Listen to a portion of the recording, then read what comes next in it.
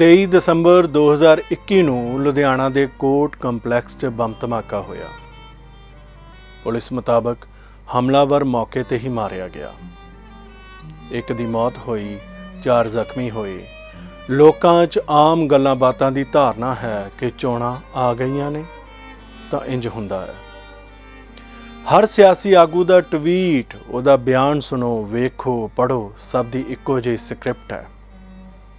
ਧਮਾਕਾ ਹੋਇਆ, ਦੁਖਦਾਈ ਹੈ, ਮੰਦਭਾਗਾ ਹੈ, ਪਰ ਅਜਿਹੇ ਧਮਾਕਿਆਂ ਬਾਰੇ ਸਾਡੀ ਸਮਝ ਸਹਿਜ ਨਹੀਂ ਹੈ। ਹਰ ਆਗੂ ਦਾ ਬਿਆਨ ਵਕਤੀ ਹੈ। ਚੋਣਾਂ ਦੇ ਰੌਲੇ 'ਚ ਇਹ ਸਭ ਗਵਾਚ ਜਾਵੇਗਾ। ਅਖਬਾਰਾਂ, ਚੈਨਲਾਂ ਤੇ ਵੀ ਇਹਦਾ ਫੋਲੋ-ਅਪ ਘੱਟ ਹੀ ਹੁੰਦਾ। ਗੱਲਾਂ ਬਾਤਾਂ ਹੀ ਰਿਕਾਰਡ ਹੁੰਦੀਆਂ ਨੇ। ਕਿਸੇ ਘਟਨਾ ਬਾਰੇ ਸਾਡਾ ਇੰਜ ਫਟਾਫਟ ਨਾਰਮਲਾਈਜ਼ ਹੋ ਜਾਣਾ ਹੀ ਵੱਡਾ ਸਵਾਲ ਹੈ। ਇਤਫਾਕਨ ਮੌੜ ਬੰਬ ਧਮਾਕੇ ਦੀ ਸਟੋਰੀ ਕਰ ਰਿਹਾ ਸੀ, ਨਹੀਂ ਜਾਣਦਾ ਸੀ ਕਿ ਅੱਗੇ ਅਜਿਹਾ ਧਮਾਕਾ ਵੀ ਹੋਵੇਗਾ। ਕੋਈ ਚੈਨਲ ਚੋਣਾਂ 'ਚ ਮੌੜ ਜਾ ਕੇ ਨਹੀਂ ਵੇਖੇਗਾ। ਬਤੌਰ ਪੱਤਰਕਾਰ ਮੈਂ ਮਹਿਸੂਸ ਕਰਦਾ ਕਿ ਮੌੜ ਬੰਬ ਧਮਾਕੇ ਬਾਰੇ ਪੰਜਾਬ ਇੰਨਾ ਸਹਿਜ ਕਿਵੇਂ ਹੋ ਸਕਦਾ। 7 ਜਣਿਆਂ ਦੀ ਮੌਤ ਹੋਈ ਸੀ। ਉਹ ਘਰਾਂ ਤੋਂ ਨਿਕਲੇ ਸਨ। ਕਾਂਗਰਸੀ ਆਗੂ ਹਰਮਿੰਦਰ ਸਿੰਘ ਜੱਸੀ ਦੀ ਰੈਲੀ ਸੀ। ਸ਼ਾਮੀ 8:15 ਦੇ ਇਸ ਧਮਾਕੇ 'ਚ 2 ਮੌਕੇ ਤੇ ਹੀ ਪੂਰੇ ਹੋ ਗਏ ਸਨ। 11 ਸਾਲਾ ਰਿਪਨਦੀਪ ਸਿੰਘ ਦੀ ਮੌਤ ਰਾਤੀ 1:30 ਵਜੇ ਹੁੰਦੀ ਹੈ। ਲੁਧਿਆਣੇ ਧਮਾਕੇ ਬਾਰੇ ਸਰਕਾਰ ਦੀ ਜ਼ਿੰਮੇਵਾਰੀ, ਪੁਲਿਸ ਪ੍ਰਸ਼ਾਸਨ ਦਾ ਕੰਮ ਅਤੇ ਬਾਕੀ ਮਾਹੌਲ ਨੂੰ ਬਿਹਤਰ ਸਮਝਣਾ ਹੋਵੇ ਤਾਂ ਮੌੜ ਬੰਬ ਧਮਾਕੇ ਦੀ ਕਹਾਣੀ ਨੂੰ ਸਮਝਣਾ ਜ਼ਰੂਰੀ ਹੈ। ਲੋਕ, ਸ਼ਹਿਰ, ਸਰਕਾਰ, ਪ੍ਰਸ਼ਾਸਨ, ਆਗੂਆਂ ਦੀ ਕਿਸੇ ਗੰਭੀਰ ਦਰਦਨਾਕ ਘਟਨਾ ਬਾਰੇ ਕੀ ਸਮਝ ਹੁੰਦੀ ਹੈ ਅਤੇ ਇਸ ਬਾਰੇ ਉਹਨਾਂ ਦਾ ਵਿਹਾਰ, ਸਮਝ-ਬੂਝ ਕਿਵੇਂ ਦੀ ਹੈ ਅਤੇ ਅਜਿਹੀ ਘਟਨਾ ਬਾਰੇ ਸਾਡਾ ਜਾਣਨਾ ਸਮਝਣਾ ਜ਼ਰੂਰੀ ਕਿਉਂ ਹੈ। ਇਸ ਲਈ ਮੌੜ ਕਸਬੇ ਦੀ ਘਟਨਾ ਨੂੰ ਸਮਝੋ।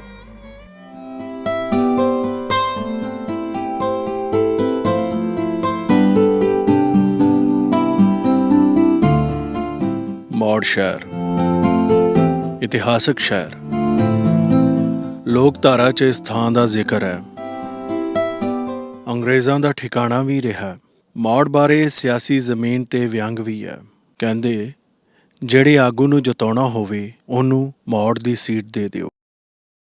ਤਲਵੰਡੀ ਸਾਬੋ ਦੇ ਨੇੜੇ ਮਿਹਨਤੀ ਲੋਕ, ਸਾਧ ਮੁਰਾਦੇ, ਪੰਜਾਬ ਦਾ ਭੋਲਾ ਜਿਹਾ ਕਸਬਾ। ਮੌੜ ਵਾਸੀ ਕਹਿੰਦੇ ਜੇ ਇਹੋ ਧਮਾਕਾ ਚੰਡੀਗੜ੍ਹ ਹੋਇਆ ਹੁੰਦਾ ਤਾਂ ਸਰਕਾਰ ਨੇ ਤਫਤੀਸ਼ ਵੀ ਛੇਤੀ ਕਰਨੀ ਸੀ, ਸਜ਼ਾਵਾਂ ਵੀ ਮਿਲ ਜਾਣੀਆਂ ਸਨ। ਨਿੱਕੇ ਜਿਹੇ ਸ਼ਹਿਰ ਮੌੜ ਬਾਰੇ ਕੌਣ ਸੋਚਦਾ?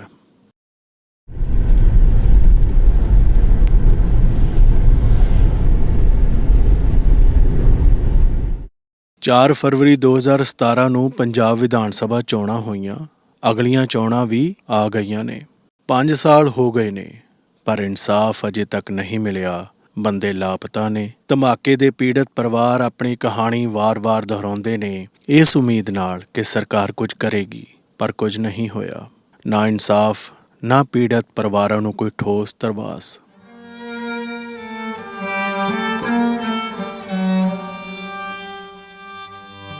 ਗੁਰਮੇਲ ਸਿੰਘ 1978 ਤੋਂ ਟ੍ਰੇਡ ਯੂਨੀਅਨ ਮੌੜ ਦੇ ਮੈਂਬਰ ਨੇ।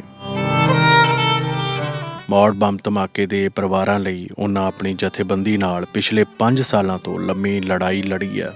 ਮੌੜ ਬੰਬ ਧਮਾਕਾ ਵਿਦਰੋਹੀ ਸੰਘਰਸ਼ ਕਮੇਟੀ ਬਣਾ ਕੇ ਉਹਨਾਂ ਇਸ ਲਈ ਪਿਛਲੇ 5 ਸਾਲਾਂ 'ਚ ਕੀ ਕੀਤਾ, ਇਸ ਬਾਰੇ ਉਹ ਵਿਸਤਾਰ 'ਚ ਦੱਸਦੇ ਨੇ।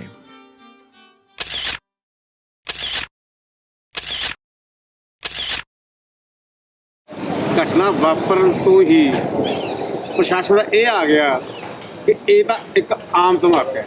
ਕਿਸੇ ਵੀ ਪੋਲੀਟੀਕਲ ਲੀਗ ਦੀ ਕਿਹਾ ਕਿ ਵੀ ਇਹਦਾ ਕੁਝ ਬਣਨਾ ਚਾਹੀਦਾ। ਸਭ ਤੋਂ ਪਹਿਲਾਂ ਬਲਾਸਟ ਹੁੰਦਾ ਐ ਲੱਗੇ ਵੀ ਸਿਲੰਡਰ ਫਟੇ।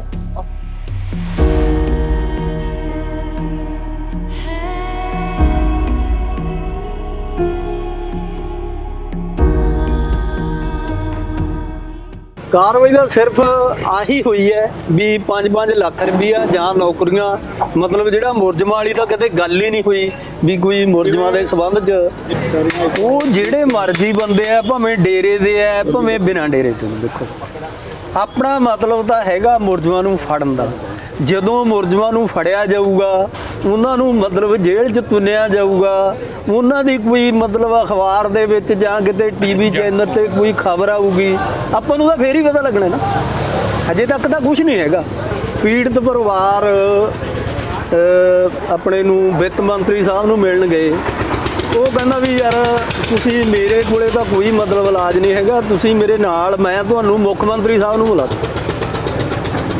ਮੁੱਖ ਮੰਤਰੀ ਸਾਹਿਬ ਜਦੋਂ ਇਹ ਮੁੱਖ ਮੰਤਰੀ ਸਾਹਿਬ ਨੂੰ ਮਿਲਣ ਗਏ, ਉਸ ਵੇਲੇ ਕੀ ਹੋਇਆ ਵੀ ਉਹ ਕਹਿੰਦਾ ਵੀ ਉਹ ਹੈਗਾ ਮਤਲਬ ਉਹਨਾਂ ਦਾ ਦਫ਼ਤਰ, ਉਹ ਹੈਗੀ ਉਹਨਾਂ ਦੀ ਕੋਠੀ, ਤੇ ਤੁਸੀਂ ਜਾ ਕੇ ਮਿਲ ਲਓ। ਇਹਨਾਂ ਨਾਲ ਗੱਲ ਹੀ ਨਹੀਂ ਕਰੀ ਉਹਨਾਂ ਜੀ।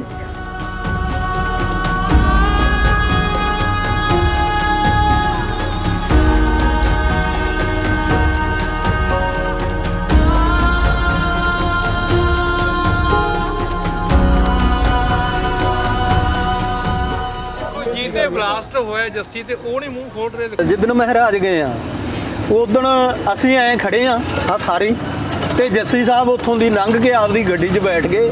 ਸਾਡੇ ਨਾਲ ਮਤਲਬ ਉਹਨਾਂ ਨੇ ਜ਼ਬਾਨ ਤੱਕ ਸਾਂਝੀ ਨਹੀਂ ਕਰੀ ਵੀ ਮਤਲਬ ਤੁਸੀਂ ਵੀ ਆਏ ਹੋ, ਤੇ ਉਹਨਾਂ ਨੇ ਆਪਣੇ ਵੱਲੋਂ ਇੱਕ ਵੀ ਸ਼ਬਦ ਨਹੀਂ ਮਤਲਬ ਜਿਹੜਾ ਇਹੋ ਜਿਹਾ ਵੀ ਸਾਡੇ ਨਾਲ ਕੋਈ ਸਾਂਝਾ ਕਰਿਆ ਹੋਵੇ ਜਿਹਦੇ ਸਾਨੂੰ ਲੱਗਿਆ ਹੋਵੇ ਵੀ ਜੱਸੀ ਸਾਹਿਬ ਸਾਡੀ ਮਤਲਬ ਮਦਦ ਕਰ ਰਹੇ ਆ।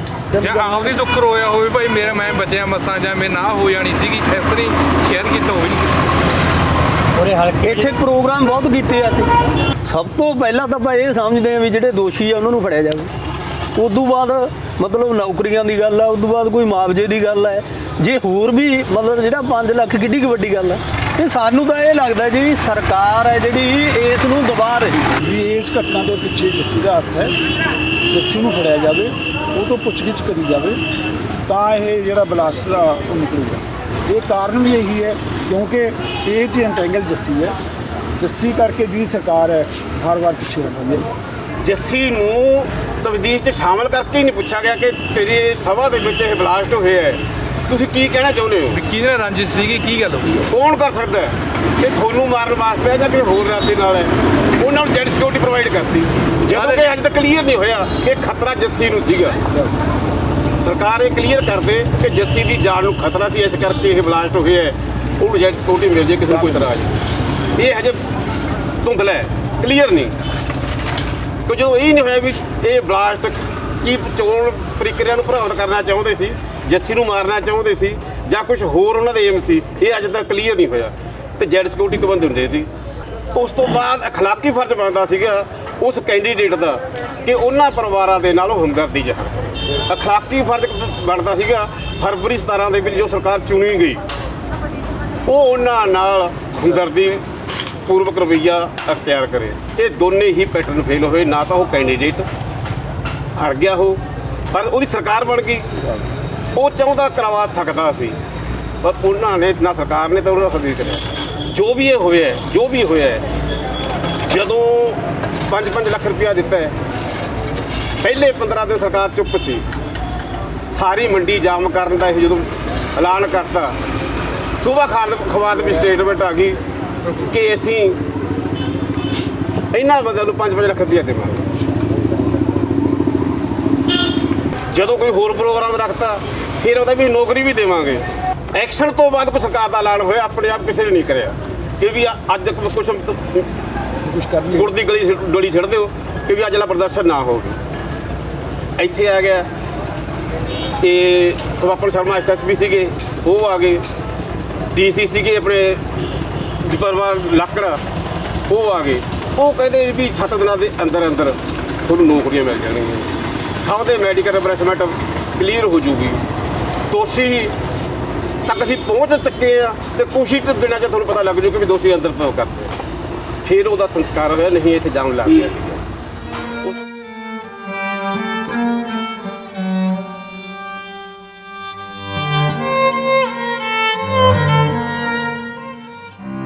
ਰਿਪਨਦੀਪ ਨੂੰ ਯਾਦ ਕਰਦਿਆਂ ਰਿਪਨਦੀਪ ਦੀ ਮਾਂ ਕਹਿੰਦੀ ਹੈ ਕਿ ਸ਼ਹਿਰ ਨੂੰ ਆਏ ਸੀ, ਸੋਚਿਆ ਸੀ ਚੰਗੇ ਸਕੂਲ ਪੜ੍ਹੇਗਾ ਤਾਂ ਰਿਪਨਦੀਪ ਠੀਕ ਰਹੂ।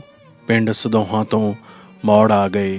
ਸ਼ਾਮੀ ਪਾਰਟੀ ਮੀਟਿੰਗ ਸੀ, ਪਕੌੜਿਆਂ ਨਾਲ ਚਾਹ ਦਾ ਲੰਗਰ ਸੀ। ਹਰਮਿੰਦਰ ਜੱਸੀ ਦੀ ਨੁੱਕੜ ਰੈਲੀ ਸੀ। ਰਿਪਨਦੀਪ ਸਿੰਘ ਦੇ ਪਿਤਾ ਕਾਲਾ ਸਿੰਘ ਭਾਰਤੀ ਫੌਜ 'ਚ ਸਨ। ਆਪਣੇ ਪਿਤਾ ਦੀ ਮੌਤ ਤੋਂ 7 ਮਹੀਨੇ ਬਾਅਦ ਰਿਪਨਦੀਪ ਸਿੰਘ ਦਾ ਜਨਮ ਹੋਇਆ। ਰਿਪਨਦੀਪ ਦੇ ਪਿਤਾ ਕਾਲਾ ਸਿੰਘ ਦਾ ਨਿੱਕਾ ਭਰਾ ਕੀਰਤਨ ਸਿੰਘ ਵੀ ਭਾਰਤੀ ਫੌਜ 'ਚ ਨੇ। ਰਿਪਨਦੀਪ ਦੇ ਮਾਤਾ ਹਰਪ੍ਰੀਤ ਕੌਰ ਦਾ ਵਿਆਹ ਬਾਅਦ ਵਿੱਚ ਕੀਰਤਨ ਸਿੰਘ ਨਾਲ ਹੋਇਆ। ਮੌੜ ਧਮਾਕੇ ਨੇ ਇੱਕ ਵਾਰ ਫੇਰ ਪਰਿਵਾਰ ਤੋਂ ਖੁਸ਼ੀਆਂ ਖੋਹ ਲਈਆਂ। ਰਿਪਨਦੀਪ ਇਸ ਹਾਦਸੇ ਦਾ ਸ਼ਿਕਾਰ ਹੋਇਆ। ਪਰਿਵਾਰ 'ਚ ਦੂਜਾ ਬੱਚਾ ਆਇਆ ਤਾਂ ਉਹਦਾ ਨਾਮ ਵੀ ਰਿਪਨਦੀਪ ਸਿੰਘ ਰੱਖਿਆ।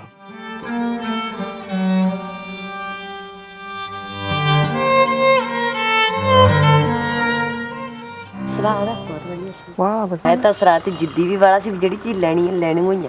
ਅੱਛਾ। ਤੂੰ ਇਹ ਤੋੜਦਾ ਨਹੀਂ ਸੀ ਪਤਾ ਕੋਈ ਚੀਜ਼ ਦਾ ਚੀਜ਼ਾਂ ਜੀ ਇਹ ਤਾਂ ਵੱਧ ਚੀਜ਼ਾਂ ਤੋੜਦਾ ਬਹੁਤ ਪਈਆਂ ਪਰ ਜਿਹੜੀ ਹੈਂਡ ਕਰ ਲਈ ਭਾਵੇਂ ਰਾਤ ਨੂੰ ਹਨੇਰਾ ਪੈ ਜਾਂਦਾ ਉਹਨੇ ਲੈਣੀ ਹੋਈ ਲੈਣੀ ਸੀ। ਬਸ ਉਹਦਾ ਤਾਂ ਹੀ ਸੁਪਨਾ ਸੀ ਮੈਂ ਫੌਜੀ ਬਣੂ। ਸੋ ਫੌਜੀ ਇਹ ਕਹਿੰਦਾ ਬਣਨਾ ਜੀ। ਸਾਰਿਆਂ ਨੇ ਪਟਕਾ ਬੰਨੀ ਰੱਖਣਾ ਸਿਆਣੇ ਵਾਂਗੂ। 11 ਸਾਲ ਦੀ ਭਰ ਜਵਾਨੀ ਦੇ ਵਿੱਚ ਇਸ ਹਾਦਸੇ ਦਾ ਸ਼ਿਕਾਰ ਹੋਣ ਵਾਲੇ ਰਿਪਨਦੀਪ ਸਿੰਘ ਦੇ ਪਿਤਾ ਕੀਰਤਨ ਸਿੰਘ ਜੋ ਕਹਿੰਦੇ ਨੇ ਉਹ ਸਰਕਾਰਾਂ ਲਈ ਸਵਾਲ ਹੈ। ਮੌੜ ਬੰਬ ਧਮਾਕੇ ਤੋਂ ਬਾਅਦ ਰਿਪਨਦੀਪ ਦੀਆਂ ਯਾਦਾਂ ਲਈ ਮਾਪੇ ਮੁੜ ਆਪਣੇ ਪਿੰਡ ਸੰਦੋਹਾ ਪਰਤ ਆਏ ਨੇ।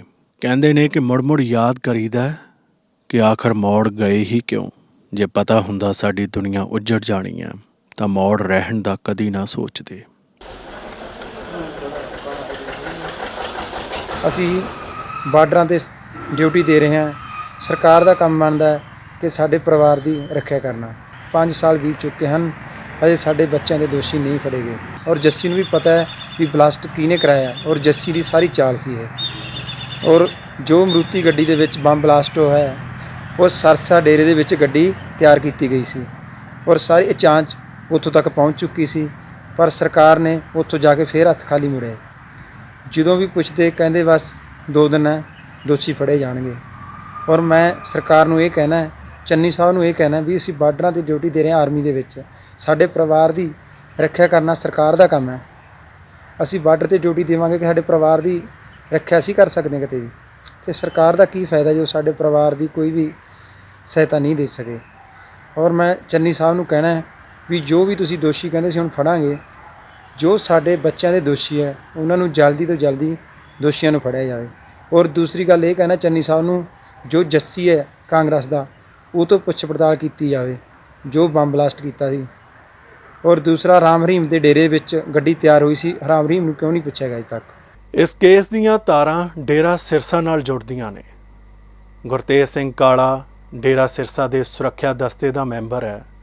ਅਮਰੀਕ ਸਿੰਘ ਅਤੇ ਅਵਤਾਰ ਸਿੰਘ ਦੀ ਇਸ ਵਿੱਚ ਭੂਮਿਕਾ ਰਹੀ ਹੈ। ਬੰਦੇ ਭਗੌੜੇ ਨੇ, ਪਾਸਪੋਰਟ ਇਹਨਾਂ ਦੇ ਖਾਰਜ ਨੇ, ਬਾਵਜੂਦ ਇਸ ਦੇ ਸ਼ੱਕ ਹੈ ਕਿ ਬਾਹਰ ਭੱਜ ਗਏ ਨੇ। ਇਸ ਕੇਸ ਦੀ ਪੜਚੋਲ 'ਚ ਸਰਕਾਰ ਦੀ, ਪੁਲਿਸ ਦੀ, ਕਾਨੂੰਨੀ ਪ੍ਰਕਿਰਿਆ ਦੀ ਹਰ ਇਕਾਈ ਸਵਾਲੀਆ ਘੇਰੇ 'ਚ ਹੈ। ਇੱਕ ਪਾਸੇ ਭਾਈ ਰਣਧੀਰ ਸਿੰਘ ਦੀਆਂ ਜੇਲ੍ਹ ਚਿੱਠੀਆਂ ਤੇ ਲਿਟਰੇਚਰ ਦੇ ਆਧਾਰ ਤੇ ਯੋਪਾ ਕਾਨੂੰਨ ਦੀ ਦਫਾ ਲਾ ਕੇ ਪੰਜਾਬ ਦੇ ਨੌਜਵਾਨਾਂ ਨੂੰ ਉਮਰ ਕੈਦ ਮਿਲਦੀ ਹੈ। ਦੂਜੇ ਪਾਸੇ ਮੌੜ ਬੰਬ ਧਮਾਕਾ ਹੋਵੇ ਜਾਂ ਨਿਰੰਕਾਰੀ ਭਵਨ ਅੰਮ੍ਰਿਤਸਰ ਦਾ ਬੰਬ ਧਮਾਕਾ, ਇਹ ਰਾਸ਼ਟਰੀ ਸੁਰੱਖਿਆ ਦਾ ਮਸਲਾ ਨਹੀਂ ਬਣਦਾ। ਇਸ ਵਿੱਚ ਪਤਾ ਹੋਣ ਦੇ ਬਾਵਜੂਦ ਪੁਲਿਸ ਸਿਰਫ ਇਹ ਕਹਿ ਕੇ ਪੱਲਾ ਝਾੜਦੀ ਹੈ ਕਿ ਦੋਸ਼ੀ ਭਗੌੜੇ ਨੇ। ਬਾਈਬਲ ਕਲਾਂ ਬਰਗਾੜੀ ਬੇਅਦਬੀਆਂ ਦੀ ਜਾਂਚ ਕਰਦੀ SIT ਨੂੰ ਹੀ ਮੌੜ ਬੰਬ ਧਮਾਕੇ ਦੀ ਤਫਤੀਸ਼ ਕਰਨ ਦੀ ਜ਼ਿੰਮੇਵਾਰੀ ਮਿਲੀ। ਜਾਂਚ ਕਮੇਟੀ ਦੇ ਮੁਖੀ DIG ਰਣਬੀਰ ਸਿੰਘ ਖੱਟੜਾ ਆਪਣੀ ਜਾਂਚ ਜੋ ਦੱਸਦੇ ਨੇ ਉਹ ਬਹੁਤ ਖਾਸ ਹੈ ਅਤੇ ਇਸ ਜਾਂਚ ਦੌਰਾਨ ਉਹਨਾਂ ਇਹ ਸਵਾਲ ਵੀ ਚੁੱਕਿਆ ਕਿ ਮੌਜੂਦਾ ਸਰਕਾਰ ਨੇ ਜਾਂਚ ਤੋਂ ਬਾਅਦ ਆਏ ਹਵਾਲਿਆਂ ਬਾਰੇ ਜਨਤਕ ਤੌਰ ਤੇ ਕੇਸ ਦੇ ਨਤੀਜਿਆਂ ਬਾਰੇ ਖੁੱਲ੍ਹ ਕੇ ਦਾਅਵਾ ਕਿਉਂ ਨਹੀਂ ਕੀਤਾ, ਕੋਈ ਪ੍ਰੈਸ ਕਾਨਫਰੰਸ ਕਿਉਂ ਨਹੀਂ ਕੀਤੀ। ਆਖਰ ਸਿਆਸੀ ਜਮਾਤ ਜਾਂ ਸਰਕਾਰ ਦੀ ਕੀ ਮਜਬੂਰੀ ਹੈ ਕਿ ਉਹ ਜਾਂਚ ਤੋਂ ਬਾਅਦ ਮਿਲੇ ਨਤੀਜਿਆਂ ਨੂੰ ਵੀ ਖੁੱਲ੍ਹ ਕੇ ਜਨਤਕ ਤੌਰ ਤੇ ਕ੍ਰੈਡਿਟ ਨਹੀਂ ਲੈਂਦੀ। ਰਣਬੀਰ ਸਿੰਘ ਖੱਟੜਾ ਮੁਤਾਬਕ ਸਰਕਾਰ ਇਸ ਕੇਸ ਬਾਰੇ ਜੇ ਇੰਜ ਜਾਗਰੂਕ ਦਾਅਵਾ ਕਰਦੀ ਤਾਂ ਨਤੀਜਿਆਂ 'ਚ ਹੋਰ ਪੱਖ ਵੀ ਰੋਸ਼ਨ ਹੋਣੇ ਸਨ। ਆਖਰ ਜਾਂਚ ਤੋਂ ਬਾਅਦ ਵੀ ਇੰਨੀ ਚੁੱਪੀ ਕਿਉਂ ਹੈ? ਇੱਕ ਸਪਲਾਇਰ ਅਸੀਂ ਆਇਡੈਂਟੀਫਾਈ ਕੀਤਾ ਵੀ ਇਹ ਜਿਹੜਾ ਜੇ ਇਹ ਕੰਮ ਡੇਰੇ ਦੇ ਬੰਦੇ ਜਾਂ ਡੇਰੇ ਵਾਲੇ ਭੱਜੇ ਸਾਰੇ ਲੱਭਦੇ ਤਾਂ ਹੈ ਨਹੀਂ। ਹਾਂਜੀ। ਤਾਂ ਗੱਡੀਆਂ ਨੂੰ ਜੇ ਗੱਡੀ ਤਿਆਰ ਹੋਈ ਹੈ ਤਾਂ ਕਿਤੋਂ ਬੈਟਰੀ ਖਰੀਦੀ ਹੈ ਸਰਸਾ ਤੋਂ। ਇਹ ਤਾਂ ਇਨਫਾਰਮ ਪੱਕਾ ਹੋ ਗਿਆ ਕਿ ਬੈਟਰੀ ਆ ਜਿਹੜੀ ਉਹ ਸਰਸੇ ਤੋਂ ਖਰੀਦੀ ਗਈ ਹੈ ਜਿਹੜੀ ਬਲਾਸਟ 'ਚ ਵਰਤੀ ਹੈ ਜੀ। ਤਾਂ ਉਹ ਵੀ ਹੁਣ ਸਪਲਾਇਰ ਲੱਭੋ ਕਿੱਥੇ ਹੋ ਸਕਦੀ ਹੈ। ਤਾਂ ਉਹ ਜਿਹੜੀ ਡੇਰੇ ਦੀ ਵਰਕਸ਼ਾਪ ਹੈ ਜਿਹੜੀ ਉਧਰ ਨੂੰ ਇਸ਼ਾਰਾ ਗਿਆ। ਤਾਂ ਅਸੀਂ ਸਪਲਾਇਰ ਲੱਭਿਆ ਲੋਕਲ, ਜਿਹੜਾ ਕਿ ਅੱਗੇ ਡੇਰੇ ਨੂੰ ਸੀਟਾਂ, ਸਪੇਅਰ ਪਾਰਟਸ, ਫਲਾਣ ਜਿਵੇਂ ਹੁੰਦਾ ਵਰਕਸ਼ਾਪ ਮਤਲਬ ਪੂਰਾ ਆਟੋ ਜਿੰਨਾ ਵੀ ਉਹ ਕੰਮ ਉਹਨਾਂ ਦਾ ਉਹ ਅਸੀਂ ਆਇਡੈਂਟੀਫਾਈ ਕਰ ਲਿਆ। ਓਕੇ, ਆਇਡੈਂਟੀਫਾਈ ਕਰਕੇ ਉਹਨਾਂ ਨੂੰ ਸ਼ਾਮਲ ਤਫਤੀਸ਼ ਕੀਤਾ। ਉਹਨਾਂ ਦੀ ਜਿਹੜੀ ਡਾਕੂਮੈਂਟੇਸ਼ਨ ਸੀ ਉਹਦੇ 'ਚੋਂ ਸਾਨੂੰ ਕੁਛ ਲੱਭਿਆ ਕਿ ਲਗਭਗ ਮਤਲਬ ਮੈਂ 18 ਦੀ ਗੱਲ ਕਰ ਰਿਹਾ, ਤਾਂ 1.5 ਸਾਲ ਪਹਿਲਾਂ ਕੁਛ ਮਰੂਤੀ ਦੇ ਪਾਰਟਸ ਨੇ ਜਿਹੜੇ ਉਹ ਸਪਲਾਈ ਹੋਏ ਸੀ ਡੇਰੇ ਨੂੰ, ਓਕੇ, ਡੇਰੇ ਦੀ ਵਰਕਸ਼ਾਪ ਨੂੰ, ਠੀਕ ਹੈ, ਜਿਹੜਾ ਕਿ ਬੜਾ ਅਨਲਾਈਕਲੀ ਜਿਹਾ ਕੰਮ ਸੀ, ਕਿਉਂਕਿ ਡੇਰੇ ਕੋਲੇ ਕਰੋੜਾਂ ਰੁਪਏ ਦੀਆਂ ਵੱਡੀਆਂ ਵੱਡੀਆਂ ਗੱਡੀਆਂ, ਵੱਡੀਆਂ ਵੱਡੀਆਂ ਵਰਕਸ਼ਾਪਾਂ, ਵੱਡੀਆਂ ਵੱਡੀਆਂ ਜੋ ਬਾਬੇ ਦਾ ਆਪਾਂ ਨੇ ਲਾਈਫ ਸਟਾਈਲ ਜਾਂ ਜਿਹੜੇ ਕਿਸਮ ਦੀਆਂ ਗੱਡੀਆਂ ਉਹਨਾਂ ਦੀਆਂ ਦੇਖੀਆਂ ਨੇ, ਮਤਲਬ ਸਾਨੂੰ ਐਬਨੋਰਮਲ ਲੱਗਾ ਕਿ ਮਰੂਤੀ ਦੀ ਪੁਰਾਣੀ ਮਰੂਤੀ ਦਾ ਸਪੇਅਰ ਪਾਰਟ ਜਾਂ ਕਾਹਦੇ ਲਈ ਜਾਂਦੇ ਨੇ, ਤੇ ਇੱਥੇ ਮਰੂਤੀ ਹੀ ਵਰਤੀ ਗਈ ਸੀ ਜਿਹੜੀ ਖੱਕ ਜਿਹੜਾ ਲੱਭਿਆ ਉਸ ਜੀ। ਤਾਂ ਉਹਨੇ ਸਾਡਾ ਜਿਹੜਾ ਸ਼ੱਕ ਹੈ ਉਹਨੂੰ ਉਹਦੇ 'ਚ ਜ਼ਾਹਰ ਕਰਤਾ ਵੀ ਇਹ ਠੀਕ ਲਾਈਨ ਹੈ ਸਾਡੀ। ਤਾਂ ਉਹਨਾਂ ਨਾਲ ਗੱਲਬਾਤ ਹੋਈ, ਉਹਨਾਂ ਨੇ ਦੱਸਿਆ, ਉਹਨਾਂ ਨੇ ਆਪਣਾ ਰਿਕਾਰਡ ਦੱਸਿਆ ਵੀ ਹਾਂਜੀ ਮੈਂ ਕੁਛ ਸਪਲਾਈ ਮਹੀਨਿਆਂ 'ਚ ਕੀਤਾ ਸਮਾਂ ਜੀ। ਫਿਰ ਸੰਸੇ ਸਾਰੇ ਭੱਜੇ ਭੁੱਜੇ ਹੋਏ ਸੀ, ਸਾਰਾ ਕੁਛ ਦਾ ਡੇਰਾ ਤਾਂ 25 ਅਗਸਤ 17 ਤੋਂ ਬਾਅਦ ਸ਼ਟ ਡਾਊਨ ਹੈ। ਹਾਂਜੀ, ਫਿਰ ਟਰੈਕ ਕਰਦੇ ਕਰਦੇ ਪਤਾ ਲੱਗਿਆ ਮੈਨੇਜਰ ਹੈ ਜਿਹੜਾ ਗੁਰਤੇਜ ਕਾਲਾ ਸੀ ਵਰਕਸ਼ਾਪ ਦਾ, ਉਹ ਅਵੇਲੇਬਲ ਨਹੀਂ ਹੈ, ਭੱਜਿਆ ਹੋਇਆ। ਜਿਹੜਾ ਬੰਦੇ ਨੇ ਬੈਟਰੀ ਖਰੀਦਣ ਵੇਲੇ ਜਿਹਦਾ ਉੱਥੇ ਟੈਲੀਫੋਨ ਨੰਬਰ ਸੀ, ਉਹ ਬਾਬੇ ਦਾ PSO ਸੀ ਅਮਰੀਕ ਸਿੰਘ, ਉਹ ਵੀ ਭੱਜਿਆ ਹੋਇਆ। ਫਿਰ ਉੱਥੋਂ ਦੇਖਿਆ ਵੀ ਇਹ ਗੱਲ ਜਦ ਬੈਟਰੀ ਖਰੀਦੀ ਹੈ ਕਿਹਦੇ ਨਾਲ ਗੱਲ ਕੀਤੀ ਹੈ, ਉਹ ਅਵਤਾਰ ਸਿੰਘ ਸੀ ਜੋ ਕਿ ਡੇਰੇ ਦਾ ਟੈਕਨੀਸ਼ੀਅਨ ਸੀ। ਓਕੇ, ਠੀਕ ਹੈ ਜੀ, ਉਹ ਇਲੈਕਟ੍ਰਿਕ ਦਾ ਸਾਰਾ ਕੰਮ ਉਹ ਕਰਦਾ ਸੀ, ਵਰਕਸ਼ਾਪ ਦਾ ਵੀ ਤੇ ਵੈਸੇ ਵੀ ਜੁੜਨਾ ਵੀ ਹੁੰਦਾ ਸੀ। ਹੋਰ ਤਾਂ ਹੋਰ ਜਿਹੜੀਆਂ ਕੋਈ MSG ਫਿਲਮਾਂ ਦੇ ਵਿੱਚ ਜਿਹੜੀ ਉਹ ਫਿਲਮੀ ਬਲਾਸਟਿੰਗ ਵਗੈਰਾ ਕਰਦੇ ਹੁੰਦੇ ਨੇ, ਉਹ ਵੀ ਅਵਤਾਰ ਸਿੰਘ, ਉਹ ਵੀ ਸਾਨੂੰ ਪਤਾ ਲੱਗਿਆ ਵੀ ਜਿਵੇਂ ਜੀਪ ਜੀ ਉਡਾਤੀ ਆ, ਹੋਰ ਜਿਵੇਂ ਹੁੰਦਾ ਫਿਲਮਾਂ ਦੇ ਵਿੱਚ, ਮਤਲਬ ਡਾਇਰੈਕਸ਼ਨ ਨਾਲੇ ਕਰਦੇ ਹੁੰਦੇ ਨੇ, ਤਾਂ ਉਹਨਾਂ ਨਾਲ ਵੀ ਇਹ ਅਵਤਾਰ ਹੀ ਉੱਥੇ ਤਾਰ ਵਿਛਾਉਣੀ, ਹੋਰ ਕਰਨਾ ਜੋ ਕਰਨਾ, ਮਤਲਬ ਹੀ ਵਾਸ ਹੈ। ਤਾਂ ਇਹ ਚੀਜ਼ਾਂ ਨਾਲ ਸਾਨੂੰ ਫੰਦਾ। ਫਿਰ ਅਸੀਂ ਮੈਨੇਜਰ, ਇਹ ਤਿੰਨੇ ਨਹੀਂ ਲੱਭਿਆ ਸੀਗਾ ਵੀ ਮੈਨੇਜਰ ਨਹੀਂ ਲੱਭਿਆ, ਅਸਿਸਟੈਂਟ ਮੈਨੇਜਰ ਹੋਊਗਾ ਜੇ ਕਿਸੇ ਨੇ ਕਰ। ਤਾਂ ਫਿਰ ਸਾਡਾ ਅਸਿਸਟੈਂਟ ਮੈਨੇਜਰ ਲੱਭਿਆ, ਪਹਿਲਾ ਵਾਲਾ ਸਪਲਾਇਰ ਸੀ ਸੁਨੀਲ ਅਰੋੜਾ, ਦੂਜਾ ਅਸਿਸਟੈਂਟ ਮੈਨੇਜਰ ਸੀ ਹਰਮੇਲ ਸਿੰਘ। ਵੀ ਕੰਮ ਤਾਂ ਕਾਲਾ ਤਾਂ ਲੰਬੜਦਾਰੀ ਉਹ ਕਰਦਾ ਸੀ ਨਾ, ਉੱਤੇ ਸਾਰਾ ਉਹ ਕਰਕੇ ਕੰਮ ਤਾਂ ਕਿਸੇ ਨੇ ਕਰਨਾ, ਤਾਂ ਉਹਨੂੰ ਅਸੀਂ ਲੱਭਿਆ। ਉਹਨੇ ਦੇਖ ਕੇ ਉਹ ਮੰਨ ਗਿਆ, ਹਾਂ ਜੀ ਇੱਕ ਗੱਡੀ ਇਹ ਅਮਰੀਕ ਸਿੰਘ ਆ ਕੇ ਸਾਨੂੰ ਦੇ ਕੇ ਗਿਆ, ਖੜੀ ਕਰਕੇ ਗਿਆ ਸੀ ਵੀ ਇਹਨੂੰ ਤਿਆਰ ਕਰੋ ਭਾਈ। ਤੇ ਫਿਰ ਗਾਏ ਬਗਾਏ ਗੇੜਾ ਮਾਰਦਾ ਰਹਿੰਦਾ, ਜਿਸ how Amrik Singh comes into. ਪਹਿਲਾਂ ਤਾਂ ਇੱਕ ਤਾਂ ਬੈਟਰੀ ਖਰੀਦਣ ਗਿਆ, ਇੱਕ ਸਿਮਿਲਰਲੀ ਫਿਰ ਅਸੀਂ ਕਿਹਾ ਵੀ ਇਹ ਜਦ ਇਹ ਕਰੀ ਗਿਆ ਪੇਂਟ, ਉਹਨੇ ਵੀ ਪਛਾਣ ਲਈ ਗੱਡੀ, ਕਹਿੰਦਾ ਹਾਂ ਜੀ ਇਹ ਉਹੀ ਗੱਡੀ ਹੈ, ਪਰ ਇਹਦਾ ਪਹਿਲਾ ਰੰਗ ਹੋਰ ਸੀ ਲਾਲ, ਅਸੀਂ ਤਾਂ ਇਹਨੂੰ ਕਲਰ ਬਦਲਤਾ ਸੀ, ਚਿੱਟਾ ਕਰਤਾ ਸੀ, ਹੋਰ ਕੰਮ ਕਰ ਰਿਹਾ। ਓਕੇ। ਫਿਰ ਇੱਕ ਕ੍ਰਿਸ਼ਨ ਕੁਮਾਰ ਪੇਂਟਰ ਸੀ ਉੱਥੇ, ਉਹਨਾਂ ਦਾ ਪੇਂਟਰ ਤੇ ਡੈਂਟਿੰਗ ਦਾ ਕੰਮ ਕਰਦਾ ਸੀ, ਉਹਨੇ ਵੀ ਕਹਿੰਦਾ ਮੈਨੂੰ ਗੱਡੀ ਦਿਖਾ ਦਿਓ, ਉਹਨੂੰ ਵੀ ਅਸੀਂ ਮਾਡਲ ਲੈ ਕੇ ਗਏ, ਬਕਾਇਦਾ ਸਾਰਾ ਕੁਝ ਔਨ ਰਿਕਾਰਡ ਹੈ। ਓਕੇ। ਤੇ ਉੱਥੇ ਉਹਨੇ ਉਹ ਗੱਡੀ ਜਾ ਕੇ ਥੱਲੇ ਹੱਥ ਲਾ ਕੇ ਪਛਾਣ ਤੇ ਕਹਿੰਦਾ ਜੀ ਇਹੀ ਗੱਡੀ ਆ ਦੇਖੋ ਇੱਥੋਂ ਲਾ ਲਾ, ਇਹ ਮੈਂ ਹੀ ਪੇਂਟ ਕੀਤੀ ਹੈ। ਇਹ ਚੀਜ਼ਾਂ ਸਾਰੀਆਂ, ਅਰੇ ਇਹ ਸਾਰੀਆਂ ਅਸੀਂ 164 ਦੇ ਬਿਆਨ ਕਰਾ ਕੇ ਸਾਰਾ ਕੁਝ ਇਹ ਅਸੀਂ ਫੈਬਰੂਰੀ 18 ਚ ਟਰੇਸ ਕਰਤਾ ਸੀ ਕੇਸ। ਗੁਰਤੇਜ ਸਿੰਘ ਕਾਲਾ, ਅਮਰੀਕ ਸਿੰਘ, ਅਵਤਾਰ ਸਿੰਘ ਦੇ ਪਾਸਪੋਰਟ ਰੱਦ ਕਰ ਦਿੱਤੇ ਨੇ। ਹਮਦਰਦਾ ਦੇ 50 ਘਰਾਂ 'ਚ ਛਾਪੇ ਮਾਰੇ ਨੇ। SP ਇਨਵੈਸਟੀਗੇਸ਼ਨ ਬਠਿੰਡਾ ਦੀ ਨਿਗਰਾਨੀ 'ਚ ਘਰਾਂ ਦੀ ਛਾਣਬੀਣ ਹੋਈ ਹੈ। ਬਾਵਜੂਦ ਇਸ ਦੇ ਮੌਡ ਬਲਾਸਟ ਕੇਸ ਦੀ ਜਾਂਚ ਦੇ ਬਾਵਜੂਦ ਅੱਗੇ ਕੋਈ ਨਤੀਜੇ 5 ਸਾਲ ਬਾਅਦ ਵੀ ਨਹੀਂ ਮਿਲੇ, ਤਾਂ ਇਹ ਪੀੜਤਾਂ ਲਈ, ਪੰਜਾਬ ਲਈ ਵੱਡਾ ਮਸਲਾ ਹੈ। ਅਜਿਹੇ ਬੰਬ ਧਮਾਕਿਆਂ ਬਾਰੇ ਖਬਰਾਂ ਦੌਰਾਨ ਮਿਲੀ ਜਾਣਕਾਰੀ ਵੀ ਏਜੰਸੀਆਂ ਦੀ ਕਾਰਗੁਜ਼ਾਰੀ ਤੇ ਸਵਾਲ ਚੁੱਕਦੀ ਹੈ। ਪੰਜਾਬੀ ਟ੍ਰਿਬਿਊਨ ਦੇ ਪੱਤਰਕਾਰ ਚਰਨਜੀਤ ਭੁੱਲਰ ਦੀ ਖਬਰ ਤੋਂ ਸਮਝਦੇ ਹਾਂ, ਚਰਨਜੀਤ ਭੁੱਲਰ ਮਾਲਵੇ ਦੇ ਜਾਣੇ ਪਛਾਣੇ ਪੱਤਰਕਾਰ ਨੇ। ਪਹਿਲੀ ਖਬਰ 'ਚ ਏਜੰਸੀਆਂ ਪੱਤਰਕਾਰਾਂ ਨੂੰ ਮੌੜ ਬੰਬ ਧਮਾਕੇ ਦੀ ਤਾਰ ISI ਨਾਲ ਜੁੜੀ ਦੱਸਦੀਆਂ ਨੇ। ਬਾਅਦ ਵਿੱਚ ਇਹੋ ਜਾਂਚ ਏਜੰਸੀਆਂ ਮੌੜ ਬੰਬ ਧਮਾਕੇ ਦੀ ਤਾਰ ਡੇਰਾ ਸਿਰਸਾ ਨਾਲ ਜੋੜਦੇ ਨੇ। ਮਸਲਾ ਇਹ ਵੀ ਹੈ ਕਿ ਤਫਤੀਸ਼ ਦੀ ਫੌਰੀ ਰਿਐਕਸ਼ਨ ਨੂੰ ਬਾਹਰੀ ਅਨਸਰਾਂ ਨਾਲ ਜੋੜ ਕੇ ਵੇਖ ਲਿਆ ਜਾਂਦਾ ਹੈ। ਅਜਿਹੇ 'ਚ ਪੱਤਰਕਾਰੀ ਦੀ ਜ਼ਿੰਮੇਵਾਰੀ ਅਤੇ ਹੱਦਬੰਦੀ ਵੀ ਸਮਝ ਆਉਂਦੀ ਹੈ ਕਿ ਉਹਨਾਂ ਕੋਲ ਏਜੰਸੀਆਂ ਦੀ ਦਿੱਤੀ ਜਾਣਕਾਰੀ ਨੂੰ ਰਿਪੋਰਟ ਕਰਨ ਵੇਲੇ ਕਿੰਨੀ ਵੱਡੀ ਚੁਣੌਤੀ ਹੈ। ਚਾਹੇ ਸੈਕਰੇਜ ਕੇਸਿਸ ਸੀ, ਬੇਅਦਬੀ ਕੇਸਿਸ ਸੀ, ਜਦ ਅਸੀਂ ਉਹ ਵੀ ਮੇਰੀ ਸਿੱਟ ਨਹੀਂ ਟਰੇਸ ਕੀਤੇ ਜੀ, ਠੀਕ ਹੈ ਜੀ, ਤੇ ਚਾਹੇ ਮੌੜ ਬਲਾਸਟ ਕੇਸ ਸੀ, ਹਾਂਜੀ, ਇਹਨਾਂ ਨੂੰ ਅਸੀਂ ਤਾਂ ਕਰਦੇ ਰਹੇ, ਪਰ ਇਹਨਾਂ ਕਹਿ ਸਕਦੇ ਕਿ ਸਾਡੇ ਵਾਲਿਆਂ ਨੂੰ ਕਿਸੇ ਨੇ ਓਨ ਅਪ ਨਹੀਂ ਕੀਤਾ। ਓਕੇ, ਜਿਵੇਂ ਸਰਕਾਰਾਂ ਓਨ ਅਪ ਕਰਦੀਆਂ ਹੁੰਦੀਆਂ ਨੇ, ਤੁਸੀਂ ਦੇਖਿਆ ਹੀ ਹੋਣਾ ਕਿ ਛੋਟੀ ਗੱਲ ਦੇ ਉੱਤੇ ਵੀ ਜਾਂ ਕਿਸੇ ਦੇ ਉੱਤੇ ਵੀ ਪ੍ਰੈਸ ਕਾਨਫਰੰਸ ਆਫੀਸ਼ੀਅਲ ਕਰਦੇ ਨੇ।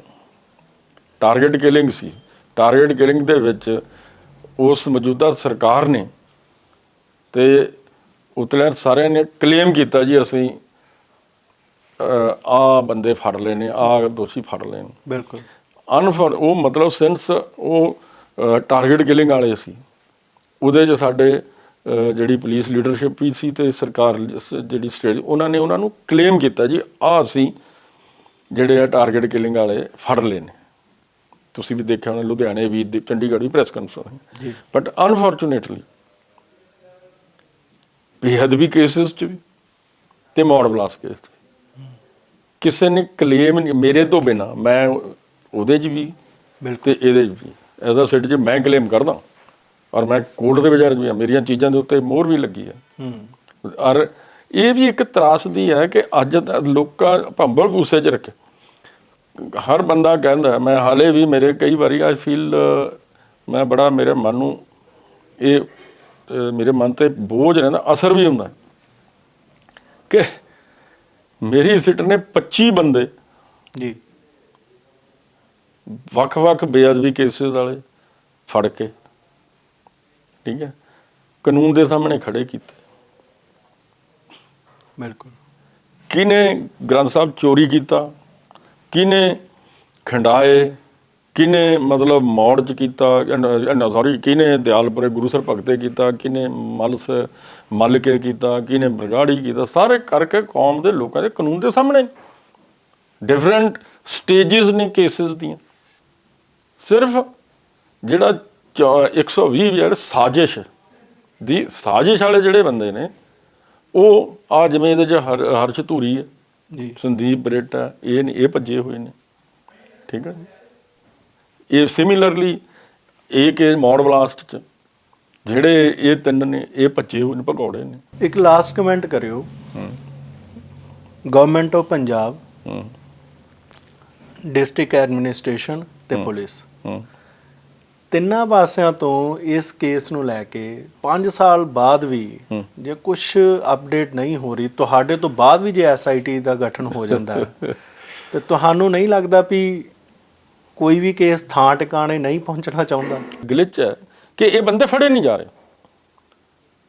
ਦੇਖੋ ਤਫਤੀਸ਼ ਪਹੁੰਚ ਚੁੱਕੀ ਹੈ, ਗਵਾਹੀਆਂ 164 ਦੀਆਂ, ਜਿੱਥੇ ਪਿੱਛੇ ਵੀ ਲਖੀਮਪੁਰ ਖੇੜੀ ਕੇਸ ਦੇ ਵਿੱਚ ਹੁਣ ਆਬਜ਼ਰਵੇਸ਼ਨ ਸੀ ਸੁਪਰੀਮ ਕੋਰਟ ਦੀ ਕਿ ਭਾਈ ਜਦ ਤੁਹਾਨੂੰ ਲੱਗੇ ਕਿ ਕੇਸ ਤੁਹਾਡੇ ਲੰਬੇ ਜਾ ਸਕਦੇ ਆ ਤਾਂ ਆਪਣੇ 164 ਦੇ ਬਿਆਨ ਕਰਾ ਦੇਣੇ ਚਾਹੀਦੇ। ਤਾਂ ਅਸੀਂ ਤਾਂ ਇਹ ਚੀਜ਼ ਪਹਿਲੇ ਉਸੇ ਟਾਈਮ ਤੇ ਕਰਾ ਦਿੱਤੀ ਸੀ, ਸਾਨੂੰ ਪਤਾ ਸੀ ਇਹ ਬੰਦੇ ਭੱਜੇ ਭੁੱਜੇ ਹੋਏ ਨੇ, ਪਤਾ ਨਹੀਂ ਟਾਈਮ ਲੱਗ ਸਕਦਾ ਕਦ ਆਉਣਾ ਕਦੋਂ ਜੀ। 164 ਦੇ ਬਿਆਨ ਹੋਏ ਨੇ, ਹੁਣ ਤਾਂ ਸਿਰਫ ਇਹ ਬੰਦੇ ਭੱਜੇ ਹੋਏ ਨੇ, ਇਹਨਾਂ ਦੀ ਅਰੈਸਟ ਹੋਣੀ ਹੈ ਤੇ ਜਦੋਂ ਅਰੈਸਟ ਹੋਣੀ ਹੈ ਇਹਨਾਂ ਨੇ ਆਪਣੀ ਟ੍ਰਾਇਲ ਫੇਸ ਕਰਨੀ ਹੈ। ਜਦੋਂ ਪੁਰਾਣੀਆਂ ਖਬਰਾਂ ਖੰਗਾਲੀਆਂ ਤਾਂ ਇਹ ਗੱਲ ਵੀ ਸਮਝ ਆਉਂਦੀ ਹੈ ਕਿ ਪੱਤਰਕਾਰਾਂ ਅਤੇ ਸਰਕਾਰਾਂ ਨੇ ਡੇਰਾ ਸਿਰਸਾ ਬਾਰੇ ਹਮੇਸ਼ਾ ਅੱਤ ਦੀ ਹਵਾ ਮੰਨੀ, ਬਣਾਈ ਅਤੇ ਪੇਸ਼ ਕੀਤੀ। ਪਰ ਹਿੰਦੁਸਤਾਨ ਟਾਈਮਜ਼ ਅਤੇ ਬਾਅਦ 'ਚ ਇੰਡੀਅਨ ਐਕਸਪ੍ਰੈਸ 'ਚ ਕਮਲਦੀਪ ਸਿੰਘ ਬਰਾੜ ਡਾਟਾ ਸਮੀਖਿਆ ਕਰਕੇ ਜੋ ਇਸ਼ਾਰਾ ਕਰਦੇ ਨੇ ਉਹ ਬਹੁਤ ਧਿਆਨ ਦੇਣ ਵਾਲਾ ਹੈ। ਡੇਰਾ ਸਿਰਸਾ ਨੇ 2007 'ਚ ਕਾਂਗਰਸ ਨੂੰ ਖੁੱਲ੍ਹੀ ਹਮਾਇਤ ਦਿੱਤੀ, 2015 'ਚ ਭਾਜਪਾ ਨੂੰ, 2017 'ਚ ਅਕਾਲੀ ਦਲ ਨੂੰ ਹਮਾਇਤ ਮਿਲੀ, ਪਰ ਡੇਰਾ ਸਿਰਸਾ ਦੀ ਇਹ ਹਮਾਇਤ ਕਦੀ ਵੀ ਸਿਆਸੀ ਕਾਮਯਾਬੀ 'ਚ ਤਬਦੀਲ ਨਹੀਂ ਹੋਈ। ਡੇਰਾ ਸਿਰਸਾ ਦੇ ਅਜਿਹੇ ਪ੍ਰਭਾਵ ਦੇ ਫਾਇਦੇ 'ਚ ਨਾ ਬਦਲਣ ਦੇ ਬਾਵਜੂਦ ਸਮੇਂ ਦੀਆਂ ਵੱਖ-ਵੱਖ ਸਰਕਾਰਾਂ ਨੇ ਡੇਰਾ ਸਿਰਸਾ ਨੂੰ ਹੱਦ ਤੋਂ ਵੱਧ ਅਕੋਮੋਡੇਟ ਕੀਤਾ ਹੈ।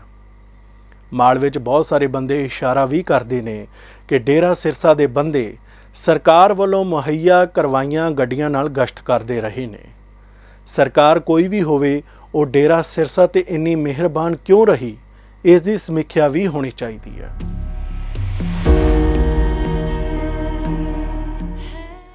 ਪੰਥਕ ਧਿਰਾਂ ਦੀ ਸਿਆਸਤ ਕਰਨ ਵਾਲੇ 2015 ਤੋਂ ਹੀ ਡੇਰਾ ਸਿਰਸਾ ਦੇ ਬੇਅਦਬੀ ਦੇ ਦੋਸ਼ ਲਾਉਂਦੇ ਆਏ ਨੇ। 2017 'ਚ ਗੁਰਮੀਤ ਰਾਮ ਰਹੀਮ ਨੂੰ ਪੰਚਕੂਲੇ ਬਲਾਤਕਾਰ ਮਾਮਲੇ 'ਚ ਸਜ਼ਾ ਦੇਣ ਤੋਂ ਬਾਅਦ ਹੀ ਜਾਂਚ ਏਜੰਸੀਆਂ ਦਾ ਹੌਸਲਾ ਬਣਿਆ ਕਿ ਉਹ ਡੇਰਾ ਸਿਰਸਾ ਅਤੇ ਬੇਅਦਬੀ ਦੇ ਸਬੰਧ ਦੀ ਜਾਂਚ ਤੋਰ ਸਕਣ। ਮਾਹਰ ਇਹ ਵੀ ਮੰਨਦੇ ਨੇ ਕਿ ਜੇ ਸਜ਼ਾ ਨਾ ਹੁੰਦੀ ਤਾਂ ਮੌੜ ਬੰਬ ਧਮਾਕੇ ਅਤੇ ਬੇਅਦਬੀਆਂ ਦੇ ਮਾਮਲੇ 'ਚ ਵੀ ਕਾਰਵਾਈ ਅੱਗੇ ਵਧਣ ਦੀ ਸੰਭਾਵਨਾ ਘੱਟ ਹੀ ਮਹਿਸੂਸ ਹੁੰਦੀ ਹੈ। ਸੁਰੱਖਿਆ ਦੇ ਲਿਹਾਜ਼ ਤੋਂ ਮੌੜ ਬੰਬ ਧਮਾਕੇ ਪੰਜਾਬ ਦੇ ਵੱਡੇ ਧਮਾਕਿਆਂ 'ਚੋਂ ਇੱਕ ਘਟਨਾ ਹੈ, ਪਰ ਇਸ ਘਟਨਾ ਬਾਰੇ ਪੰਜਾਬ ਬਹੁਤ ਨਾਰਮਲਾਈਜ਼ ਰਿਹਾ ਹੈ, ਜਿਵੇਂ ਕੋਈ ਨਿੱਕੀ ਜਿਹੀ ਜਾਂ ਆਮ ਘਟਨਾ ਹੋਵੇ। ਇਸੇ ਕਰਕੇ ਇਹ ਇਨਸਾਫ ਦੇ ਲਿਹਾਜ਼ ਤੋਂ ਸਵਾਲ ਖੜੇ ਕਰਦੀ ਹੈ ਕਿ 5 ਸਾਲ ਬਾਅਦ ਵੀ ਬੰਦੇ ਭਗੌੜੇ ਨੇ ਅਤੇ ਕਾਰਵਾਈ ਉੱਥੇ ਹੀ ਰੁਕੀ ਹੈ। ਪੰਜਾਬ 'ਚ ਲੁਧਿਆਣੇ ਦੇ ਕੋਰਟ ਕੰਪਲੈਕਸ ਦੇ ਧਮਾਕੇ ਤੱਕ ਘਟਨਾਵਾਂ ਦੀ ਲੰਮੀ ਚੌੜੀ ਸੂਚੀ ਹੈ। 31 ਅਗਸਤ 1995 ਦੇ ਬੰਬ ਧਮਾਕੇ ਤੋਂ ਲੈ ਕੇ 23 ਦਸੰਬਰ 2021 ਦੇ ਲੁਧਿਆਣੇ ਬੰਬ ਧਮਾਕੇ ਦੀਆਂ ਕੜੀਆਂ ਵਿੱਚ ਜਾਂਚ ਏਜੰਸੀਆਂ ਦੇ ਜਵਾਬ, ਸੂਚਨਾ ਅਤੇ ਇਸ ਪ੍ਰਤੀ ਸਿਆਸੀ ਆਗੂਆਂ ਦੇ ਜਵਾਬ ਅਤੇ ਸਰਕਾਰ ਦਾ ਰਵੱਈਆ ਸਟੱਡੀ ਕਰਨ ਵਾਲਾ ਹੈ। 8 ਜੁਲਾਈ 1997 ਲਹਿਰ ਕਲਾਂ ਬਠਿੰਡਾ ਰੇਲ ਗੱਡੀ 'ਚ ਧਮਾਕੇ 'ਚ 35 ਮਾਰੇ ਗਏ। 31 ਜਨਵਰੀ 2002 ਹੁਸ਼ਿਆਰਪੁਰ ਸਤਨੌਰ ਪਿੰਡ ਨੇੜੇ ਪੰਜਾਬ ਰੋਡਵੇਜ਼ ਬੱਸ 'ਚ 2 ਮਰੇ, 14 ਜ਼ਖਮੀ। 14 ਮਾਰਚ 2002 ਨੂੰ ਧਨਬਾਦ ਐਕਸਪ੍ਰੈਸ ਰੇਲ ਗੱਡੀ ਦੁਰਾਹੇ ਧਮਾਕਾ ਹੋਇਆ, 2 ਮਰੇ, 28 ਜ਼ਖਮੀ। 19 ਜੂਨ 2006 ਨੂੰ ਜਲੰਧਰ ਧਮਾਕਾ, 14 ਅਕਤੂਬਰ 2007 ਨੂੰ ਸ਼ਿੰਗਾਰ ਸਿਨੇਮਾ, 6 ਮਰੇ, 37 ਜ਼ਖਮੀ। 20 ਅਪ੍ਰੈਲ 2010 ਪਟਿਆਲੇ ਧਮਾਕੇ ਦੇ ਵਿੱਚ 9 ਜ਼ਖਮੀ ਹੋਏ। ਇਹ ਧਮਾਕਾ ਆਰਿਆ ਸਮਾਜ ਮਹੱਲੇ ਵਿੱਚ ਹੋਇਆ ਸੀ। 31 ਜਨਵਰੀ 2017 ਮੌੜ ਧਮਾਕਾ ਹੋਇਆ, 7 ਮਰੇ, ਉਹਨਾਂ ਵਿੱਚੋਂ 5 ਬੱਚੇ ਸਨ, 25 ਜਾਣੇ ਜ਼ਖਮੀ ਹੋਏ। 14 ਸਤੰਬਰ 2018 ਨੂੰ ਜਲੰਧਰ ਪੁਲਿਸ ਚੌਂਕੀ ਮਕਸੂਦਾ ਧਮਾਕਾ ਹੋਇਆ। 18 ਨਵੰਬਰ 2018 ਨਿਰੰਕਾਰੀ ਭਵਨ ਅੰਮ੍ਰਿਤਸਰ ਧਮਾਕਾ ਹੋਇਆ, 3 ਮਰੇ, 10 ਜ਼ਖਮੀ। 15 ਸਤੰਬਰ 2021 ਨੂੰ ਫਾਜ਼ਿਲਕਾ ਜਲਾਲਾਬਾਦ 'ਚ ਮੋਟਰਸਾਈਕਲ ਧਮਾਕਾ। 21 ਨਵੰਬਰ 2021 ਨੂੰ ਪਠਾਨਕੋਟ ਆਰਮੀ ਕੰਟੋਨਮੈਂਟ ਖੇਤਰ 'ਚ ਗ੍ਰੇਨੇਡ ਧਮਾਕਾ। 23 ਦਸੰਬਰ 2021 ਨੂੰ ਜ਼ਿਲ੍ਹਾ ਕੋਰਟ ਕੰਪਲੈਕਸ ਲੁਧਿਆਣਾ।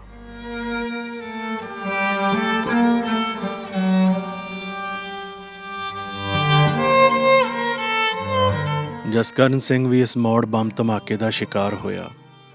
80% ਸਰੀਰ ਬਰਬਾਦ ਹੋ ਗਿਆ। ਜਸਕਰਨ ਸਿੰਘ ਕਾਂਗਰਸ ਦੀ ਹਮਾਇਤ 'ਚ ਸਰਕਲ ਪ੍ਰਧਾਨ ਦੇ ਸੱਦੇ ਤੇ ਗਿਆ ਸੀ। ਉਹ ਮਹੀਨੇ ਜਸਕਰਨ ਸਿੰਘ ਲਈ ਬਹੁਤ ਖੁਸ਼ੀਆਂ ਭਰੇ ਸਨ। ਜਸਕਰਨ ਘਰ ਖੁਸ਼ੀ ਆਉਣ ਵਾਲੀ ਸੀ। 31 ਜਨਵਰੀ ਨੂੰ ਮੌੜ ਬੰਬ ਧਮਾਕੇ 'ਚ ਜਸਕਰਨ ਫੱਟੜ ਹੋ ਗਿਆ। ਪਿਛਲੇ 5 ਸਾਲਾਂ ਤੋਂ ਆਪਣੀ ਜ਼ਿੰਦਗੀ ਨਾਲ ਸੰਘਰਸ਼ ਕਰ ਰਿਹਾ। 7 ਫਰਵਰੀ 2017 ਨੂੰ ਉਸ ਘਰ ਮੁੰਡੇ ਨੇ ਜਨਮ ਲਿਆ, ਜਿਹਨੂੰ ਉਹ ਆਪ ਵੀ 2 ਮਹੀਨੇ ਬਾਅਦ ਵੇਖ ਸਕਿਆ। ਵੀ ਗਏ ਤਾਂ ਚਲੋ ਉਹਨਾਂ ਕਰਕੇ ਲਾ ਲਓ, ਵੀ ਕਾਂਗਰਸ ਕਰਕੇ ਗਏ ਸੀਗੇ, ਜਦੋਂ ਪਹਿਲਾਂ ਤੋਂ ਹੀ ਉਹਨਾਂ ਨਾਲ ਸੀਗੇ, ਤੇ ਮੁੜ ਕੇ ਉਹਨਾਂ ਦਾ ਸਾਡਾ ਪਤਾ ਵੀ ਨਹੀਂ ਲੈਤਾ ਕਿ ਜੀ ਇੱਥੇ ਜੱਸੀ ਨੇ। ਪੋਜੀਸ਼ਨ ਤਾਂ ਜੀ ਉਦੋਂ ਸਾਰੇ ਜਲ ਚੁੱਕੇ ਸੀ। ਆ ਕੱਪੜੇ ਤਾਂ ਮੈਂ ਆ ਸਾਰਾ ਇੱਥੋਂ ਬਚ ਗਿਆ, ਵੀ ਆਹੀ ਟਾਈਮ ਸੀਗਾ ਠੰਡ ਦਾ, ਲਾਈ ਸੀਗੀ ਉੱਤੇ ਲਾ ਕੇ ਸਿਰ ਤੇ ਜੀ, ਇੱਥੋਂ ਤੋਂ ਹੀ ਸਾਰਾ ਇਹ ਜਲ ਗਈਆਂ ਸੀ। ਪਜਾਮਾ ਨੀਕਰ ਵਗੈਰਾ ਇੱਥੋਂ ਤੋਂ ਹੀ ਜਲ ਕੇ ਖੜ ਗਏ ਸੀਗੇ ਜੀ। ਆ ਸਾਰੀਆਂ ਸਿਰ ਸੁਰ ਜੀ ਸਾਰੇ ਇੱਥੋਂ ਤੋਂ ਹੀ ਬਾਲ ਬੋਲ ਸਾਰੇ ਜਲ ਗਏ ਸੀਗੇ। ਕੰਨ ਅੱਧੇ ਐਂ ਸਾਰੇ ਐਂ ਹੋ ਗਏ ਸੀਗੇ ਜੀ। ਸੁਣਦਾ ਸੀਗਾ ਜੀ, ਮੂੰਹ ਸਿਰ ਏਡਾ ਏਡਾ ਸੁੱਜ ਗਿਆ ਸੀ ਵੀ ਅੱਖਾਂ ਤੋਂ ਦਿਸਣਾ ਬੰਦ ਹੋ ਗਿਆ ਸੀਗਾ ਮੈਨੂੰ। ਜੀ ਲੁਧਿਆਣੇ ਮੈਂ ਰਿਹਾ ਜੀ ਤਕਰੀਬਨ 2 ਮਹੀਨੇ 4-5 ਦਿਨ। ਉਦੋਂ ਬਾਅਦ ਚੱਲਦਾ ਕਰੀਬ 3 ਸਾਲ ਲਾ ਚੱਲਿਆ ਜੀ। ਹੋਰ ਦੁਬਾਰੇ ਸਾਡਾ ਦਿੱਲੀ ਵੀ ਗਏ ਅਸੀਂ ਇਸ ਮਸਲੇ 'ਚ ਵੀ ਆ ਸਹੀ ਹੋ ਜਾਣਾ, ਪਰ ਕਿਤੇ ਕੋਈ ਫਾਹ ਨਹੀਂ ਪਿਆ ਜੀ ਸਾਡਾ। ਹੁਣ ਵੀ ਤੋਰਾ ਫੇਰਾ ਕਰ ਰਹੇ ਹਾਂ ਜੀ, ਕੋਈ ਏਡੀ ਰਿਕਵਰੀ ਕੰਮ ਧੰਦਾ ਤਾਂ ਹੁੰਦਾ ਹੀ ਨਹੀਂ। ਜੇ ਮਾੜਾ ਮੋਟਾ ਖਾਏ ਜੇ ਐਂ ਜ਼ਖਮ ਬਣ ਜਾਂਦੇ। ਆਹ ਦੇਖੋ ਆ ਛਾਲੇ ਜੇ ਬਣੇ ਪਏ ਜੀ, ਐਂ ਬਣੀ ਜਾਂਦੇ। ਇਹ ਜ਼ਖਮ ਹੋ ਜਾਂਦੇ, ਲੋਟ ਹੋ ਜਾਂਦੇ ਆ, ਉਵੇਂ ਹੀ ਰਹਿੰਦਾ ਸਰੀਰ ਤੇ।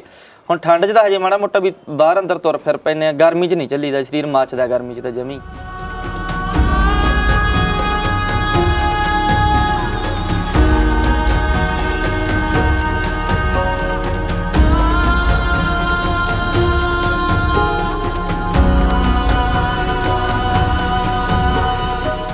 ਭੁੱਲਣੀ ਇਹ ਤਾਂ ਸਾਰੀ ਉਮਰ ਹੀ ਨਹੀਂ ਭੁੱਲਦੀ, ਜਿੰਨਾ ਚਿਰ ਜ਼ਿੰਦਗੀ ਰਹੂਗੀ ਉਹਨਾਂ ਚਿਰ ਇਹ ਤਾਂ ਮੂਹਰੀ ਹੈ। ਉਹ ਕੰਮ ਧੰਦਾ ਹੁੰਦਾ ਨਹੀਂ ਜੀ, ਸਾਰਾ ਬੋਝ ਮੇਰੇ ਤੇ ਹੀ ਸੀਗਾ। ਹੁਣ ਵੀ ਗੁਜ਼ਾਰਾ ਕਰਨਾ ਇਹਨਾਂ ਦੇ ਸਿਰ ਤੇ ਹੀ ਹੈ, ਜਿੰਨਾ ਚਿਰ ਹੈਗੇ ਕਰੀ ਜਾਣਗੇ, ਉਹਨਾਂ ਚਿਰ ਤਾਂ ਬੈਠਿਆ ਨਹੀਂ, ਫਿਰ ਦੇਖੋ ਕੀ ਬਣਨਾ ਅੱਗੇ ਨਾ।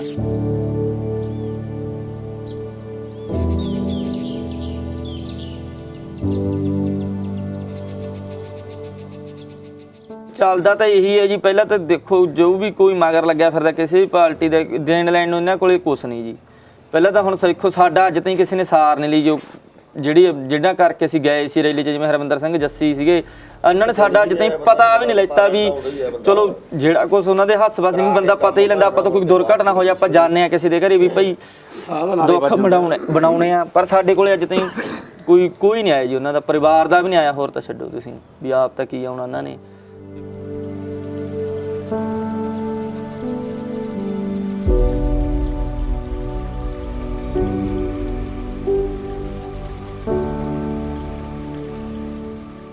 ਹਾਂ ਹੁਣ ਪਿੱਛੇ ਜੇ ਉਹ ਕਰਿਆ ਸੀ ਜੀ ਪੈਨਸ਼ਨ ਲਗ 10,000 ਰੁਪਇਆ ਕਹਿੰਦੇ ਸੀ ਲੱਗ ਜੂਗੀ, ਪਰ ਉਹ ਇੱਕ ਚੈੱਕ ਜਾ ਕੇ ਮੁੜ ਕੇ ਆਈ ਨਹੀਂ।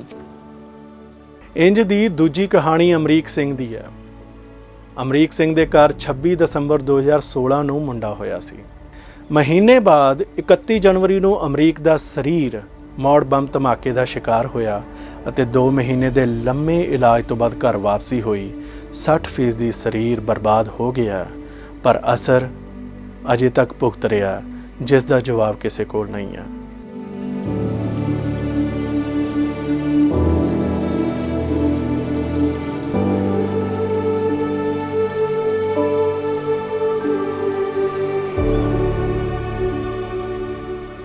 ਕੋਟ ਪਾਇਆ ਹੋਇਆ ਸੀ ਪੈਂਟ ਨੂੰ, ਸਾਰੇ ਪਰਨੇ ਨੂੰ, ਸਿਰ ਨੂੰ ਅੱਗ ਲੱਗ ਗਈ ਸੀ, ਬਾਲਾਂ ਨੂੰ, ਪਿੱਛੋਂ ਧੌਣ ਨੂੰ, ਸਾਰੇ ਕੱਪੜਿਆਂ ਨੂੰ ਅੱਗ ਲੱਗ ਗਈ।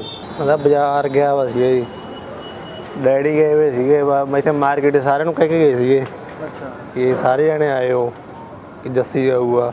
ਆਪਾਂ ਤਾਂ ਇੱਧਰ ਹੈ ਵੀ ਨਹੀਂ ਸੀਗੇ, ਤਾਂ ਡੈਡੀ ਇੱਥੋਂ ਹੋਰ ਆ ਕੇ ਮਾਰਕੀਟ ਦੇ ਇਕੱਠੇ ਹੋ ਕੇ ਡੈਡੀ ਨੂੰ ਲੈ ਗਏ ਨਾਲ, ਅਤੇ ਮੈਂ ਤਾਂ ਬਾਜ਼ਾਰੋਂ ਆ ਕੇ ਖੜਾ ਸੀਗਾ। ਚਲੋ ਮੈਂ ਕਿਹਾ ਡੈਡੀ ਵੀ ਉੱਥੇ ਆ, ਮੈਂ ਕਿਹਾ ਜਾ ਆਈਏ ਡੈਡੀ ਨੂੰ ਲਿਆਉਣੇ ਨਾਲੇ, ਅਤੇ ਮੈਂ ਤਾਂ ਇਹ ਤੁਰੇ ਜਾਂਦਾ ਸੀ, ਉਦੋਂ ਧਮਾਕਾ ਹੋਇਆ। ਥੋੜ੍ਹਾ ਜਿਹਾ ਉੱਥੇ ਇੱਕ ਮੁੰਡੇ ਨੂੰ ਕਿਹਾ, ਮੈਂ ਲੋਈ ਲਈ ਵੀ ਸੀ ਉਹਦੇ ਉੱਤੇ, ਮੈਂ ਕਿਹਾ ਮੇਰੀ ਅੱਗ ਬੁਝਾ ਦੇ, ਉਹਨੇ ਹੱਥ ਨਹੀਂ ਪਾਇਆ, ਅਤੇ ਮੈਂ ਰੇਤੇ 'ਚ ਲਿਟਿਆ ਥੱਲੇ। ਗੋਡਿਆਂ 'ਚ ਬਹੁਤ ਪ੍ਰੋਬਲਮ ਹੈ, ਜੇ ਹਿਸਾਬ ਨਾਲ 70-80 ਸਾਲ ਦਾ ਬੁੜਾ ਤੁਰਦਾ ਹੁੰਦਾ ਜੀ ਬਜ਼ੁਰਗ, ਉਸ ਹਿਸਾਬ ਨਾਲ ਤੁਰਦਾ ਮੈਂ। ਜੋੜਾਂ 'ਚ ਜਿਹੜੀ ਆਪਾਂ ਕਹਿ ਦਿੰਦੇ ਹਾਂ ਜੀ, ਜਿਵੇਂ ਆਪਾਂ ਦੇਸੀ ਤਰੀਕੇ ਨਾਲ ਗਰੀਸ ਕਹਿ ਦਿੰਦੇ ਹਾਂ, ਉਹ ਮੁੱਕ ਗਈ, ਮੱਚ ਗਈ ਸਾਰੀ। ਕਦੇ ਕੋਈ ਜੋੜ ਦੁਖਣ ਲੱਗ ਜਾਂਦਾ, ਕਦੇ ਕੋਈ ਜੋੜ ਦੁਖ ਜਾਂਦਾ। ਇਸ ਟਾਈਮ ਗੋਡੇ ਦੀ ਦਵਾਈ ਚੱਲਦੀ ਹੈ ਜੀ ਮੇਰੀ। ਜਗਦੇਵ ਕਮਾਲੂ ਆਮ ਆਦਮੀ ਪਾਰਟੀ ਤੋਂ ਜਿੱਤੇ ਮੌੜ ਤੋਂ ਵਿਧਾਇਕ ਨੇ, ਅੱਜ ਕੱਲ੍ਹ ਕਾਂਗਰਸ ਵਿੱਚ ਆ ਗਏ ਨੇ। ਆਮ ਆਦਮੀ ਪਾਰਟੀ ਮੌੜ ਬਾਰੇ ਕੀ ਸੋਚਦੀ ਹੈ, ਕਾਂਗਰਸ ਇਸ ਬਾਰੇ ਕੀ ਰਾਏ ਰੱਖਦੀ ਹੈ? ਪੰਜਾਬ ਉਪ ਮੁੱਖ ਮੰਤਰੀ ਸੁਖਜਿੰਦਰ ਰੰਧਾਵਾ ਮੌੜ ਬੰਬ ਧਮਾਕੇ 'ਚ ਕਾਰਵਾਈ ਤੇ ਕੈਪਟਨ ਅਮਰਿੰਦਰ ਸਿੰਘ ਤੇ ਉਂਗਲ ਚੁੱਕਦੇ ਨੇ। ਬਤੌਰ ਸਿਆਸੀ ਆਗੂ ਜਗਦੇਵ ਕਮਾਲੂ ਆਪਣੇ ਹਲਕੇ ਦੇ ਇਸ ਬੰਬ ਧਮਾਕੇ ਬਾਰੇ ਕੀ ਸੋਚਦੇ ਨੇ, ਆਓ ਉਹਨਾਂ ਤੋਂ ਸੁਣਦੇ ਹਾਂ। ਪਹਿਲਾਂ ਮੈਂ ਜਦੋਂ ਕੈਂਡੀਡੇਟ ਸੀ, ਮੈਂ ਉਸੇ ਟਾਈਮ ਉਸ ਵਾਰਦਾਤ ਵਾਲੀ ਥਾਂ ਤੇ ਪਹੁੰਚਿਆ, ਬੜਾ ਅਫਸੋਸ ਹੋਇਆ ਸੁਣ ਕੇ। ਉਸ ਤੋਂ ਬਾਅਦ ਜਦੋਂ ਮੈਂ MLA ਚੁਣਿਆ ਗਿਆ ਤਾਂ ਪਹਿਲੇ ਸੈਸ਼ਨ ਦੌਰਾਨ ਮੈਂ ਇਹ ਮਤਲਬ ਉਹ ਜਿਹੜਾ ਮਸਲਾ ਸੀ ਇਹ ਮੈਂ ਉਹਦੇ ਵਿੱਚ ਰੱਖਿਆ, ਮਤਲਬ ਵਿਧਾਨ ਸਭਾ 'ਚ। 8 ਸਾਲ ਤੱਕ ਸਾਡਾ ਸਬ ਡਿਵੀਜ਼ਨ ਦਾ ਹਸਪਤਾਲ ਹੀ ਨਹੀਂ ਬਣਿਆ, ਤੇ ਉਦੋਂ ਡਾਕਟਰੀ ਮੁਹੱਈਆ ਹੀ ਨਹੀਂ ਸੀ ਜਦੋਂ ਬੰਬ ਬਲਾਸਟ ਹੋਇਆ। ਜੇ ਸਾਡੇ ਉਹ ਹਸਪਤਾਲ ਚੰਗਾ ਹੁੰਦਾ, ਡਾਕਟਰ ਹੁੰਦੇ, ਮੈਨੂੰ ਇਹ ਖਾਸਾ ਹੈ ਵੀ ਹੋ ਸਕਦਾ ਕੋਈ ਨਾ ਕੋਈ ਜਾਨ ਬਚ ਜਾਂਦੀ, ਕਿਉਂਕਿ ਉਹਨਾਂ ਨੂੰ ਮੁੱਢਲੀ ਸਹਾਇਤਾ ਛੇਤੀ ਦਿੱਤੀ ਜਾ ਸਕਦੀ ਸੀ। ਹਰ ਵਿਧਾਨ ਸਭਾ 'ਚ ਇਹ ਗੱਲ ਉੱਠਦੀ ਰਹੀ ਹੈ, ਮੇਰੇ ਕੋਲ ਰਿਕਾਰਡ ਹੈ, ਸਾਰਾ ਵਿਧਾਨ ਸਭਾ 'ਚ ਰਿਕਾਰਡ ਹੈ। ਮੈਂ 2-3 ਵਾਰੀ ਵਾਕਆਊਟ ਕੀਤਾ, ਲੋਕਾਂ ਨੂੰ ਵੀ ਪਤਾ ਹੈ। ਅੱਜ ਵੀ ਮੇਰੇ ਕੋਲ ਮਾਟੋ ਕਾਂਡ ਪਏ ਆ ਗੱਡੀ 'ਚ, ਉਹ ਮਤਲਬ ਬੰਬ ਬਲਾਸਟ ਦੇ ਮਤਲਬ ਦੋਸ਼ੀਆਂ ਨੂੰ ਸਜ਼ਾਵਾਂ ਦਿਓ, ਬੰਬ ਬਲਾਸਟ ਦੇ ਪੀਤਰਾਂ ਨੂੰ ਨੌਕਰੀਆਂ ਦਿਓ। ਅੱਜ ਵੀ ਮੈਂ ਕੱਢ ਕੇ ਦਿਖਾ ਸਕਦਾ ਤੁਹਾਨੂੰ। ਮੈਂ ਤਾਂ ਇਸ ਗੱਲ ਤੇ ਕਾਫੀ ਮਤਲਬ ਜਦੋਜਹਿਦ ਕੀਤੀ, ਕਿਉਂਕਿ ਮੈਨੂੰ ਇਸ ਗੱਲ ਨਾਲ ਦਰਦ ਸੀ।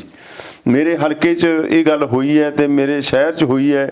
ਮੇਰੇ ਬੱਚੇ ਸੀ ਉਹ ਜਿਹੜੇ ਮਤਲਬ ਬਿਨਾਂ ਮਤਲਬ ਮੇਰੇ ਲੋਕ ਸੀ ਜਿਹੜੇ ਇੰਨੇ ਦੁਖੀ ਹੋਏ, ਬੱਚੇ ਸਾਡੇ ਸੀ ਉਹ ਜਿਹੜੇ ਮਾਰੇ ਗਏ। ਇਸ ਕਰਕੇ ਮਤਲਬ ਬੜੇ ਦੁੱਖ ਦੀ ਗੱਲ ਹੈ। ਮੈਂ ਤਾਂ ਜਿੱਥੋਂ ਤੱਕ ਮੇਰੀ ਪਹੁੰਚ ਸੀ, ਜਿੱਥੋਂ ਤੱਕ ਮੈਂ ਮਤਲਬ ਰੌਲਾ ਪਾ ਸਕਦਾ ਸੀ, ਜਾ ਸਕਦਾ ਸੀ, ਮੈਂ ਹਰ ਥਾਂ ਤੇ ਗਿਆ। ਕਹਾਣੀ ਦਾ ਸਭ ਤੋਂ ਗੁੰਝਲਦਾਰ ਪੱਖ ਇਹ ਵੀ ਹੈ ਕਿ 5 ਬੱਚਿਆਂ 'ਚੋਂ ਸਭ ਤੋਂ ਬਾਅਦ 2 ਮਹੀਨੇ ਜ਼ਿੰਦਗੀ ਨਾਲ ਜੂਝਦਿਆਂ ਰੱਬ ਨੂੰ ਪਿਆਰਾ ਹੋਣ ਵਾਲਾ ਅੰਕੁਸ਼ ਸਿੰਗਲਾ ਇਨਸਾਨ ਸੀ। ਡੇਰਾ ਪ੍ਰੇਮੀ ਹੋਣ ਕਰਕੇ ਅੰਕੁਸ਼ ਦੇ ਮਾਪਿਆਂ ਦੀ ਸਾਡੇ ਨਾਲ ਗੱਲਬਾਤ ਕਰਨ ਵੇਲੇ ਝਿਜਕ ਵੀ ਸੀ ਅਤੇ ਪੁੱਤ ਦੇ ਜਾਣ ਦਾ ਦਰਦ ਵੀ ਸੀ। ਗੇਟ ਤੇ ਹੀ ਸਾਡੇ ਨਾਲ ਗੱਲ ਕਰਦੀ ਅੰਕੁਸ਼ ਦੀ ਮਾਂ ਭਰੇ ਗਲੇ ਨਾਲ ਸਿਰਫ ਇਹੋ ਬਿਆਨ ਕਰ ਸਕੀ। ਸੋਚਦੇ ਮਿਲੇ ਉਹਨਾਂ ਨੂੰ ਫਾਂਸੀ, ਅਸੀਂ ਹੋਰ ਕੀ ਸੋਚਦੇ ਹਾਂ, ਅਸੀਂ ਵੀ ਦੇਖ ਲਈਏ ਜਿਵੇਂ ਅਸੀਂ ਤੜਫਦੇ ਉਹ ਤੜਫਦੇ, ਅਸੀਂ ਵੀ ਦੇਖੀਏ।